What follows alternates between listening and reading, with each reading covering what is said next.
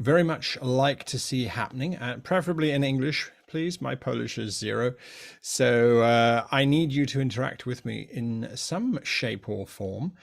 So if you can hear me or if you can interact, please just let me know in the chat somewhere so that I can see what's going on. Give you a few moments for that, just to see if anyone can type in chat. Anybody? There we go. All loud and clear. Hello, hello, hello, hello. Fantastic. Okay, I'm not sure what the delay is on the Zoom channel either. I didn't think there was a huge one.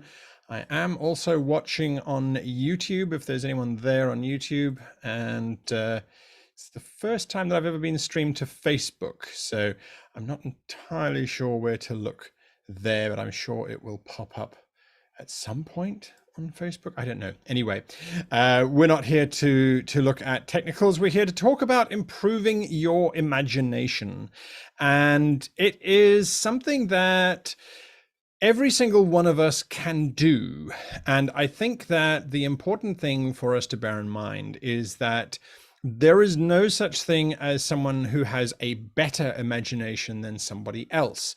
Like a plumber or a cook or an artist, the more you practice, the better you get at it. So the more you practice your imagination, the better you get at it. Now, we might think that because we are gamers and role players and that is our space, that we're using our imagination all the time. Sadly, that's not the case. Oftentimes what happens is we start to fall into the same groove that we get comfortable in, and then we actually stop using our imagination and we're just using our memory to remember how to describe this particular monster or that particular castle or that particular action. So we have to develop our memory, our imaginations. We have to develop them on a continuous basis. So a little bit about me before we jump into how you're going to be improving and developing upon your imagination. My name is Guy and I run a YouTube channel called How to Be a Great GM. And I have had the privilege of writing a diceless role-playing system called Bounty Hunter, which a friend of mine translated into Polish, as a matter of fact, because he loved the system. He's from Poland himself. And so that rule book will be available in Polish fairly soon, I hope. So I've been talking about role-playing and imagination and that sort of thing for a very long time. And before that, I used to work as a scriptwriter in television. So I've had a lot of experience in terms of writing and driving stories and narratives. So that is kind of where I come from. If you see me looking over to the one side, I've got a screen set up just so that I can see what's going on in terms of questions and stuff, but I have to confess I'm being very technologically backwards and not finding the stream on Facebook. So please forgive me, people on Facebook. I won't see your questions, but I am on YouTube, so I can see there that we've got some folks there as well. Okay, now let's jump straight into imagination. So imagination for me, and I'm going to move my window around every now and again. I might forget. So if I do, please type into chat that I have forgotten something, and then folks can just let me know that I have forgotten to move the picture if I block some text. So let us look at imagination. Now, I hope none of you are afraid of bananas, because the banana is going to be your best friend from now on, or should be your best friend from now on. And the banana is going to help us get out of a lot of tricky situations. So there you can see an illustration from my book of a centaur who was supposed to be fighting a troll of some kind, and yet a giant banana has landed upon his opponent in the middle of the battle. Where did that giant banana come from? Well, that's part of the process. Okay, so I talk in absolutes. This is what I do. I always say, this is the law, and this is how it should be done, and this is how it should be done. Except that all of that is nonsense, because there are no rules when it comes to your imagination. There is nothing that says this is how you have to imagine or imaginate, or whatever the correct term is for using your imagination. This is all stuff that I have observed over a long period of time, having done a lot of research. These are my thoughts and my ideas on how your imagination works. So it's entirely up to you to decide on whether I'm right or wrong. and then to take that and practice it and use it moving forward. So let's have a look here. That is not a photoshopped image. That is a real banana. They are Chinquita pina, which come from Brazil, I believe, and they are grown pink like that. How crazy is that? Do you see how amazing bananas are? Bananas are just amazing. I will one day answer what that is. So what are the components of your imagination? When I say to you, what is your imagination? What words come to mind when I say, well, how do you have imagination? What do you think are the components that allow you to have imagination? And I need some answers here, folks. We got 3 people in YouTube and we got some folks here on Zoom. Throw in some answers. It doesn't matter whether it's right or wrong. There's no such thing as a wrong answer in this particular course, or talk, I should say. It is just to get some ideas flowing in terms of, where does your imagination come from? What do you think is part of your imagination? How does your imagination sit within our brain? Answer that question while I take a sip of coffee.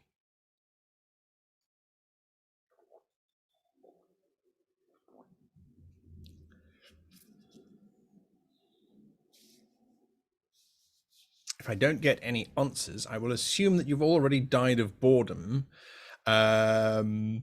Default mode network mind-wandering mechanisms. Okay, that is a great answer. An interesting one. The ideas picked up through years of consuming media, slightly remixed and joined together in interesting ways. Absolutely. You're almost on the nail there, I think. I do like that. I think we both got some well, those 2 answers already are starting to point us in some directions which are absolutely true, and some directions which I have no idea what they mean. So they could be true. I mean, we can pretend that they're true. We can use our imaginations and say that they're true. So great answers. I'm going to move forward in terms of, these are the components that make up your imagination. So the first one is research. And there's some mention there of consuming media, years of consuming media. That is research. Research, I'm going to get too far ahead of myself. So we have research. We have experience. Experience is about what you have literally experienced. It's different from research, and we'll see how in a little bit, but experience is really, really important to us. Inspiration. So there is the mind-wandering mechanisms, the idea of this thing suddenly sparking. But we're looking for practical uses of our imagination here, practical ways of improving our imagination. So we're going to have to look at inspiration, because just to say, oh, you should just get inspired, inspiration strikes at strange times. They're like neutrinos. We don't know exactly when they're going to hit, but when they do, we need to take advantage of them, and we need to know how to do that. And then, of course, free-form association. I call it free-form association. I see there someone said that it was a mind-wandering mechanism. Someone said it was remixed and joined together in interesting ways.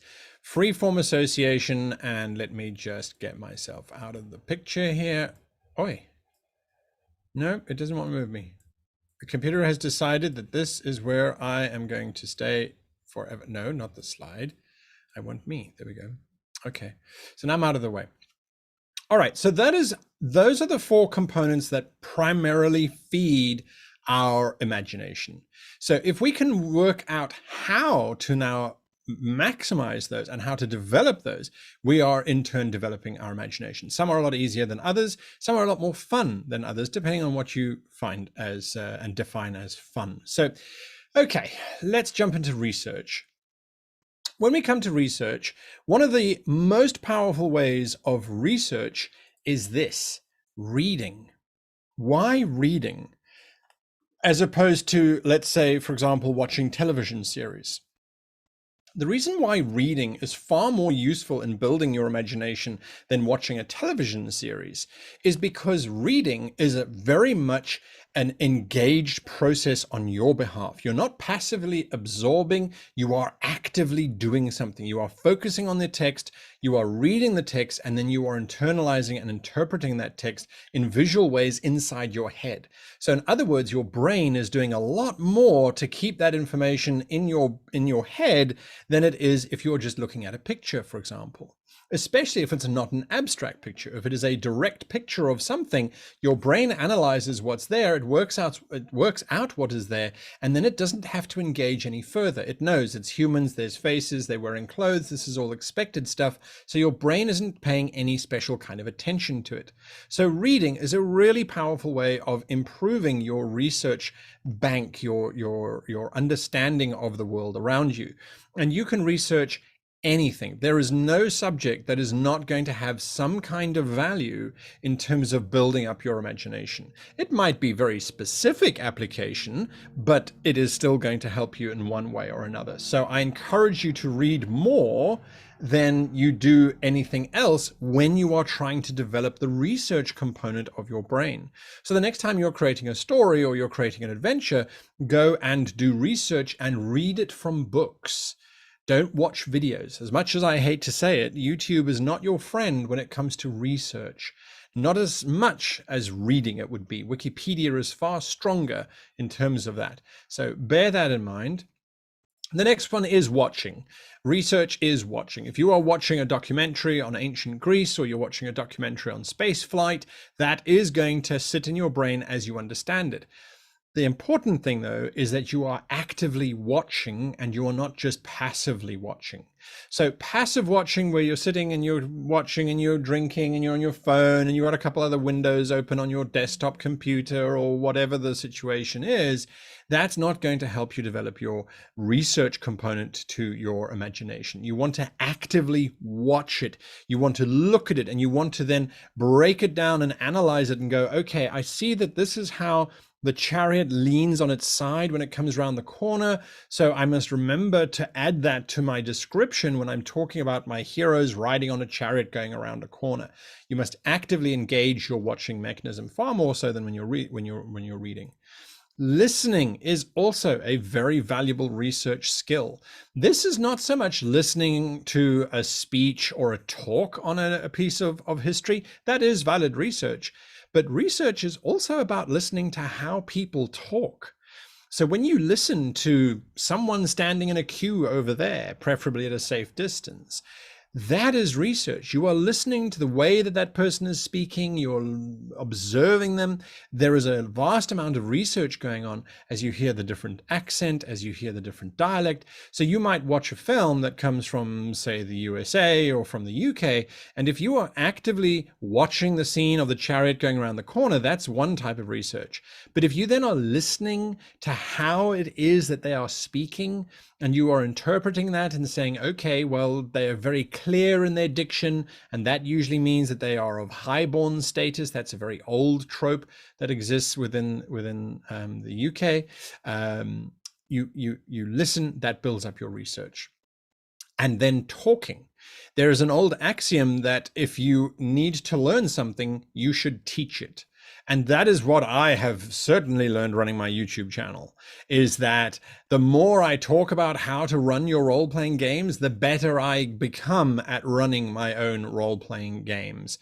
It really is a very powerful tool, I have found anyway, of gaining knowledge. Is by talking about it, you are entrenching it. And again, why? It's because it's an active activity that you are doing. So your brain is trying to keep track of what you are saying, and it's trying to make sure that what you're saying makes sense, and it's trying to make sense of your ideas that you are putting forward. And so it's kind of combining all of that together.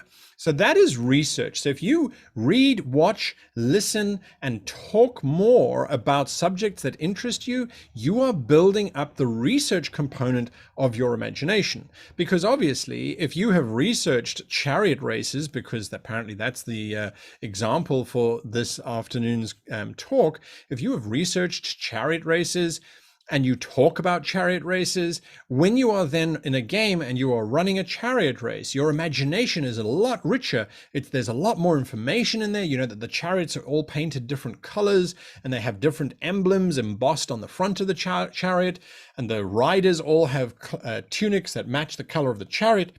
So the audience can see, and you know the sound of the horses' hooves as they thunder around that sandy arena floor.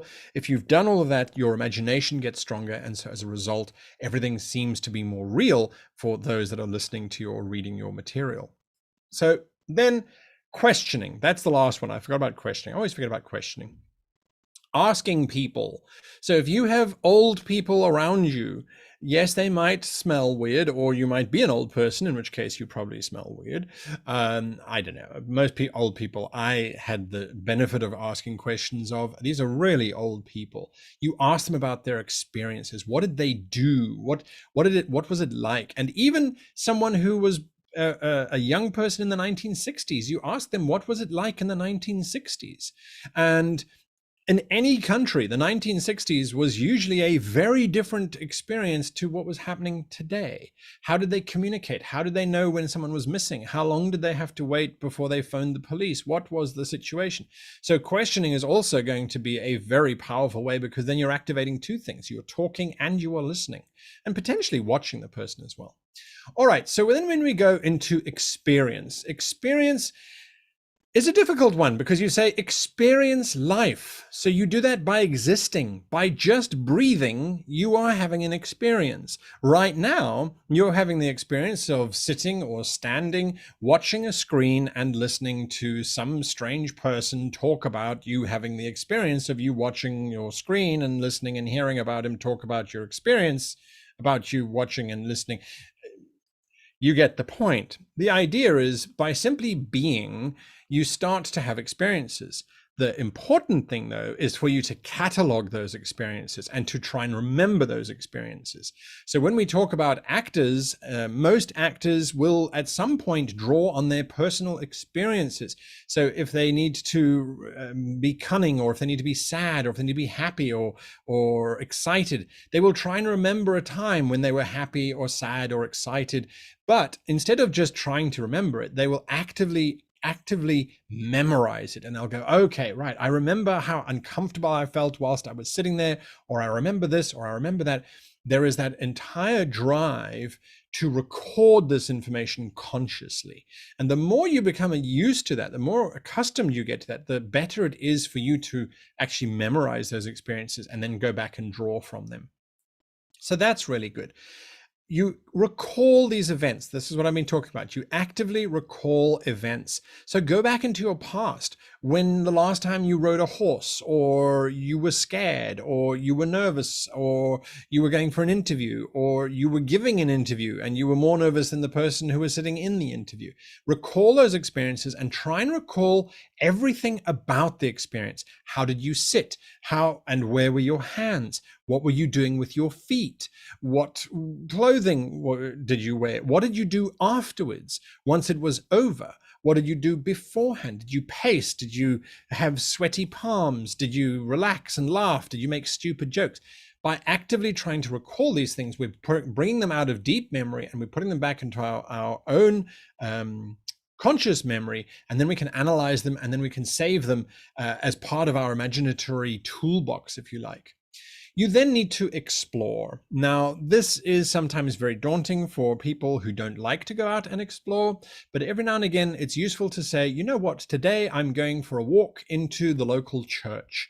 One of the amazing things about being in Europe is that there is literally thousands of years worth of history on almost everybody's doorstep. I absolutely couldn't wait for the whole COVID thing to go away. So now I can start running around England's castles and crypts and cathedrals and old monasteries and Roman forts, and just to go there and experience, what is it like to do this? What is it like to do that? I've already had the benefit and the joy of experiencing a castle in Finland, and I experienced a castle in Scotland, and there were so many things that took my breath away that I went, wow, this is very different to how it looks like in the movies. Because in the movies, a castle is designed inside a studio, and it's designed for a whole camera crew and lighting and all that kind of stuff. So the sets are huge. And then you go to an actual castle and you're like, this is a really tiny room. Well, yes, because it means less people can fight in it, or this or that. So go out there and explore and do what you can. Plan a field trip. Go for a Saturday and go and have a picnic somewhere. Do yourself a favor. It's a lot more entertaining than sitting behind the computer. The most important thing, though, is for you to understand what it is that you are experiencing. So again, while you're existing, while you're recalling, while you're exploring, understand how that works. So this is where you can be very self-reflective and go, wow, okay, so I clenched my hands before I went and did my testimony in court. Why was I clenching my hands? Well, I didn't know what to do with them. And I felt like I needed someone to hold on to. So I was holding on to myself. Interesting. Okay, so the next time I'm doing an NPC or I'm doing a character, I can now put in that they clench their hands because they're so desperate to hold on to something. They don't know what's going on. They're unsure of what's going on. So they're going to hold on to something. It's really, really a powerful component to add experience into things. It makes it so real. It gives it little touches that you wouldn't have had with research, for example, but you definitely have through experience. So once we then move away from that, let's have a little moment to consider bananas, because you know how I like bananas. Look at what this person has done. They have very carefully sculpted a banana into a skull and the face into the skin. That's insane. That to me is the experience of terror. I am terrified.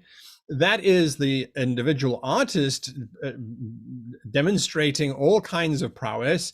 It gets worse, by the way. The artist has done more things. He has one banana, I think, sucking the brain out of another banana. It's really, really bizarre imagery. And I bet you'll never look at a banana ever again in the same way. And then there's a beautiful horse that's been carved out of a banana. This is really different as far as I can see. I've certainly never had the patience to do that. And they must be very fresh bananas, I guess. Now, why do I say that? Because an old banana, in my experience, is prone to breaking and bending, whereas fresher bananas have a little bit more stability. So you could possibly carve something out of a banana like that. Anyway, so now we turn to inspiration, and I hope that these bananas inspired you in some way. Where does our inspiration come from? Well, it is literally something that we have no control over. And when inspiration strikes, we must embrace it. So when you get that idea, don't just let it, oh, that's a great idea, and then let it wander off.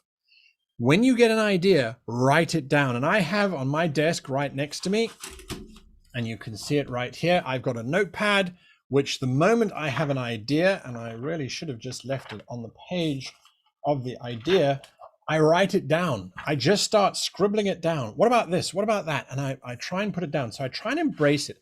I don't judge it yet. I just embrace it. And the reason why I don't judge it yet is because I've scribbled it down, and then I need to go away a day and then come back and I look at it, and then I test it.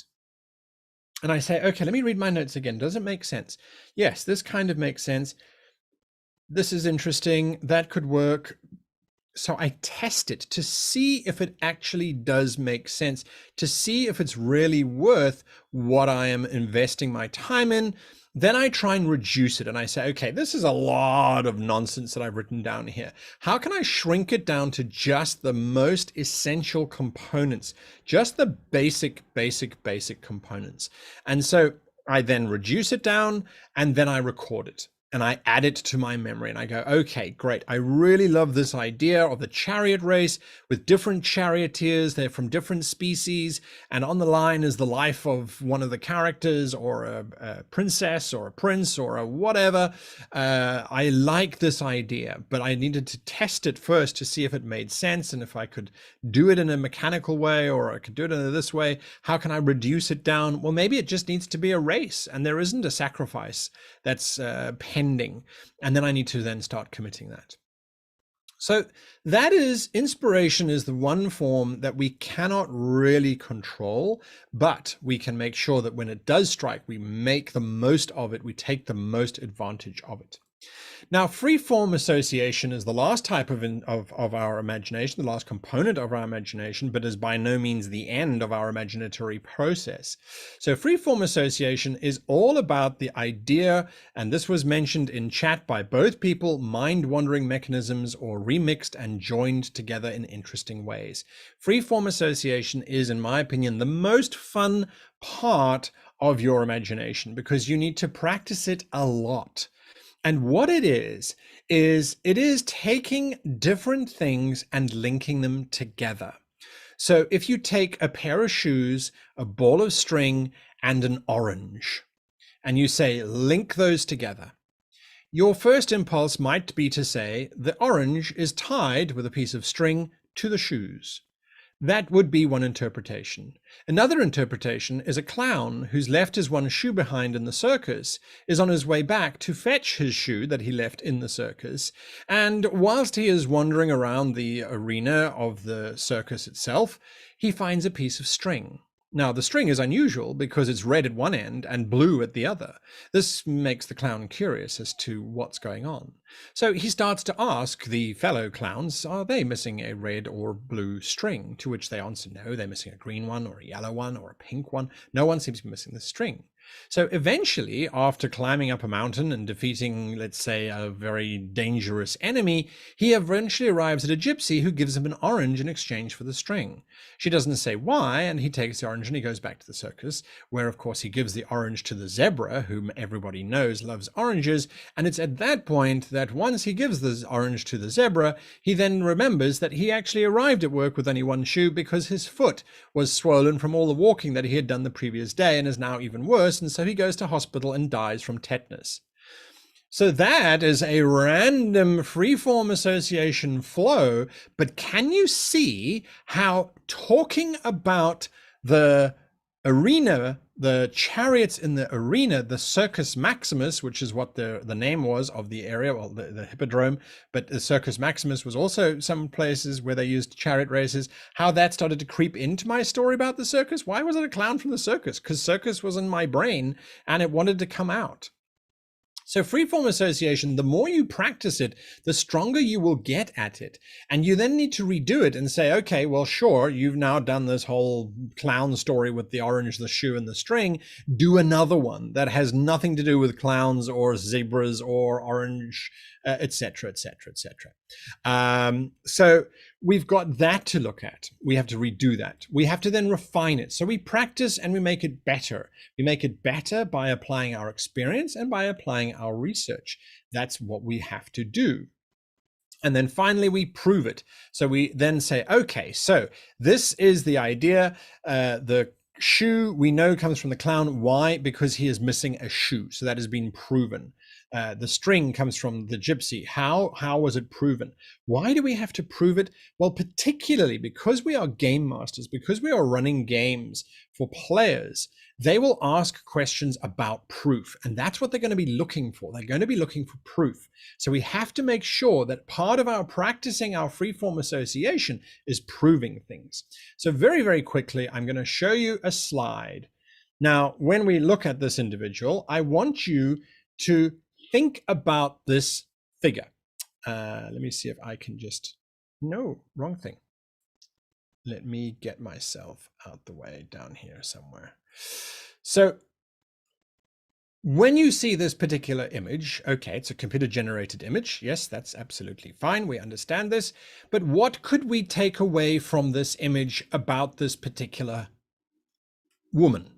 She has green eyes, she has black and red hair. She's also wearing a red toga and a black bit of scrap around her. What can our freeform association come up with from this perspective? Now, I wish I had more time to be able to take answers from everyone, but we still have quite a few slides to get through. So what I will do is I will tell you my answers. So if I look at her, I go, she is wearing rags. That black shawl thing is definitely not in the best of condition, but it matches her hair.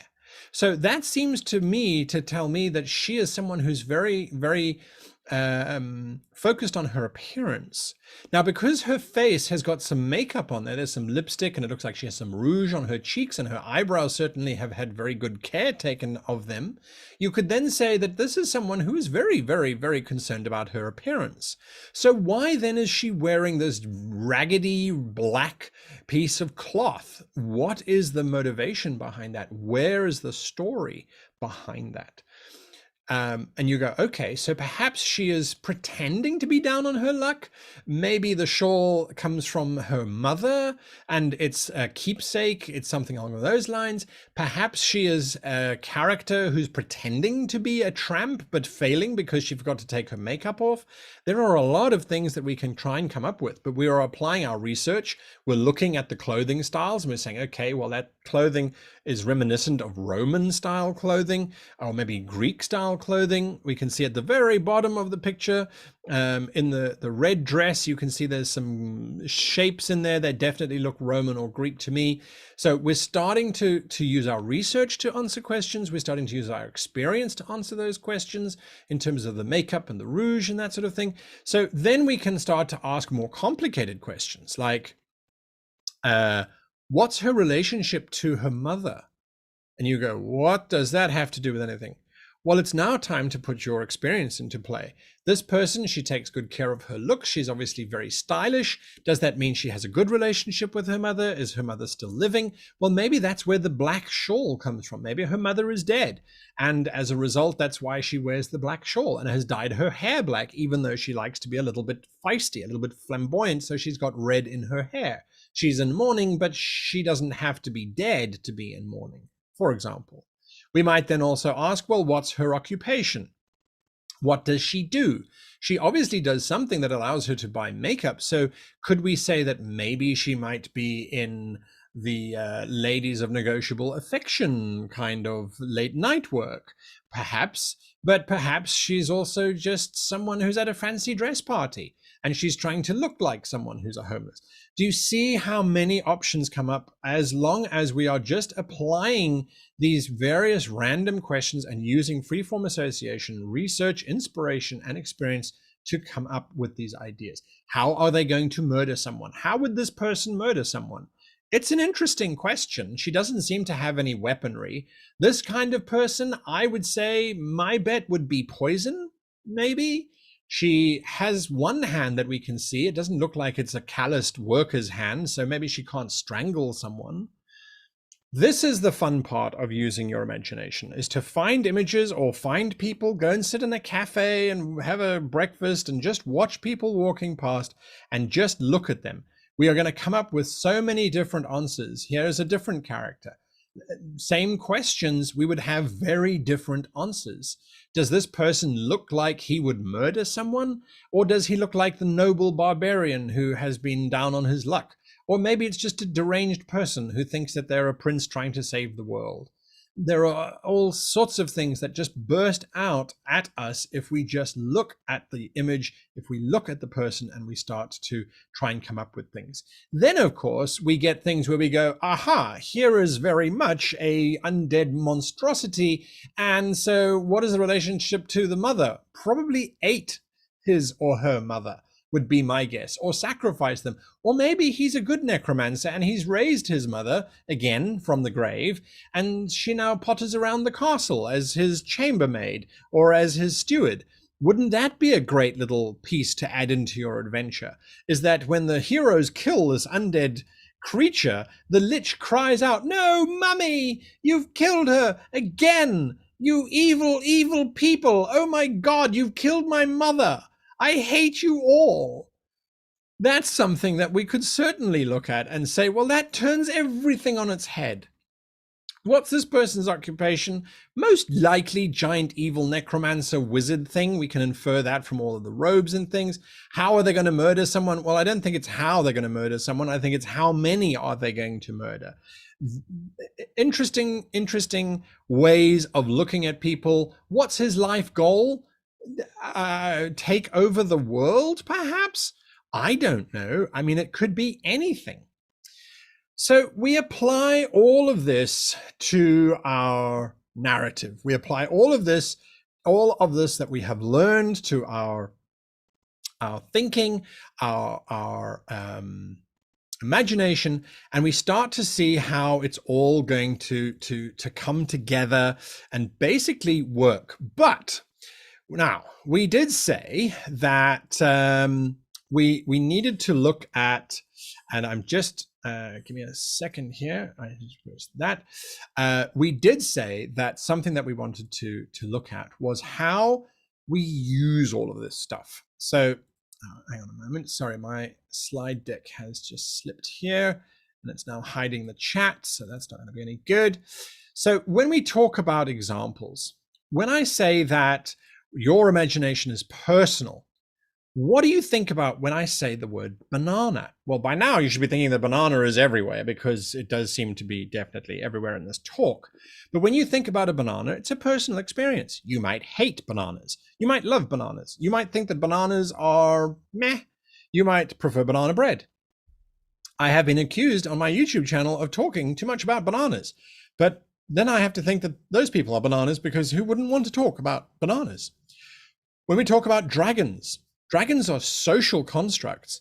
Yes, you might have some personal thoughts on dragons, but if you ask someone from the Western world, what does a dragon look like and what is a dragon, they'll be, generally speaking, giant, evil, four-legged creatures that have wings and breathe fire, or maybe they breathe ice. That's generally what a Western person would think of when they think of a dragon. When you ask someone from the East, then they become a very different thing, and suddenly it's all about gods and mystical, long, sinuously like creatures that don't necessarily have wings. And there's no rules on how many legs they have to have, and there's no differentiation between one type of dragon and another. So that's a social construct. When we then talk about universal construct, this is what everybody who understands the term thinks about the term when we say it. So when we say pirates, I think that you would be hard pressed unless you went to most of Africa, and that's for a very different reason. But if you went to most of the world and you said pirates, what does an English pirate sound like? Well, yar, we all know what an English pirate would sound like, don't we? They'd roll around on the ocean with their R's all over the place. That's because their favorite letter of the alphabet is R. So R-ing of pirates, this entered into our idea of what a pirate sounded like only in the 1950s, when there was a film, Long John Silver, which came out with a pirate captain who went R a lot. And that's how suddenly pirates started sounding R-ish. So when we then start to unpack all of this stuff, we go, okay, so there we go. It's back to Robert Newton, who actually just sounded like that in real life because he was from Wales in England. This is just what happened. So it's an interesting space that we find ourselves in. We then get orcs. Orcs are a very alterable thing. If you look at Tolkien orcs in the book versus the films, you look at Warhammer orcs, you look at Dungeons and Dragons orcs, very, very different takes on those things. They can change, and we don't really mind too much. You can't push it too far, but sometimes you can. So those are the ways in which we have to be aware that our imaginations are being influenced. And sometimes we can step back and we can challenge those things and say, well, my pirates don't speak like that. My pirates are going to speak like this, or they're going to speak like that. Sometimes, though, you do want to reinforce these things. Okay, so when you get stuck, and it happens, it always happens, but don't panic, eat a banana, think about your banana, and then use your banana. So here is one person using their banana and one person using a pineapple. The pineapple is not going to help. The banana will help. At least that's my thinking anyway. So here's a little list for you very quickly of all of the ways that you can kill someone with a banana. These are official ways, by the way. Suffocation by shoving it down the throat. Slipping on a peel is probably not going to happen very well. If you drop a banana from the top of the Empire State Building in the USA and it lands on someone's head, it will kill them because of the speed at which it's traveling. If you hit someone with 3 tons of bananas, they will probably die. You could sharpen it once you have frozen it and then stab them with a banana. You could cut a banana tree down upon them, or you could force feed the victim so many bananas that they eventually die of a potassium overdose. However, this does require you to feed them a ridiculously large amount of bananas. You could give a banana to Chuck Norris. He would simply kill someone with a banana. Or, of course, you could find someone with a post-banana stress disorder and scare them with a giant banana. No, that's not what we're going to do. What we're going to do is we're going to insert our banana. Whenever you get stuck, stick a giant banana into the sentence and ask, now what? So when you get stuck in a situation, you don't know what to do. You've got an adventure planned out. You've got an idea planned out, but you don't know where to go. Land a giant banana in the scene and go, where did the banana come from? How are people going to react to this banana landing in front of them? What are they going to do with the banana now that it has landed in front of them? Are they going to cut it up? Are they going to destroy it? Are they going to fight over it? Are they going to go searching for this giant banana tree? Are they going to wonder about where this banana came from? Are they going to lead a quest to go and find this banana?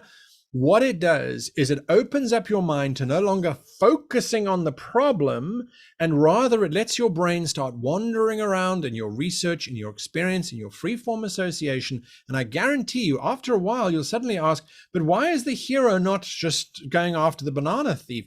Hang on a moment. Why isn't the hero going after the murderer? If the king was suddenly murdered instead of a giant banana, there's my plot, and then off you go. So that's why a banana is always going to come in handy for you, is because when you stick this ridiculous idea into your problem, it will allow you to wander around and just understand all of the different aspects to it, and hopefully get you to a point where you can then move on. And on that note, that brings me to the end of my discussion for today. And I've been very graciously allowed by the organizers to mention that I have a Kickstarter launching next week, Tuesday, on the 28th of September, for my new book, which is called, it is the practical guide to becoming a great GM. And it is a massive book filled with information on everything I've been talking about now, plus a whole lot more information on how to change your GMing approach to running role-playing games completely so that they run themselves and that you get to sit back and just watch the chaos that you have allowed to spread and go around. So I believe we've got some time for questions now. So if there are any questions, please ask them now. And if we don't have any time for questions, then please, moderator, just tell me and I will say thank you all very much.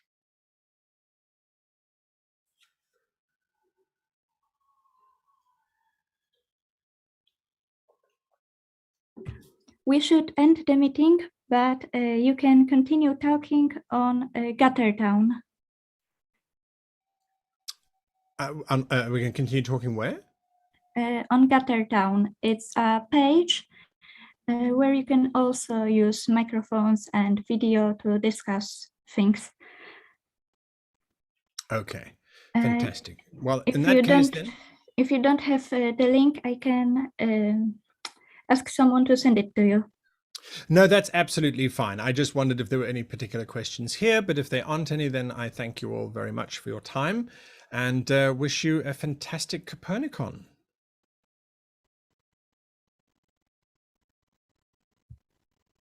Thank you very much. And sorry for the complications at the beginning. That's absolutely fine. All right then. Goodbye, everybody.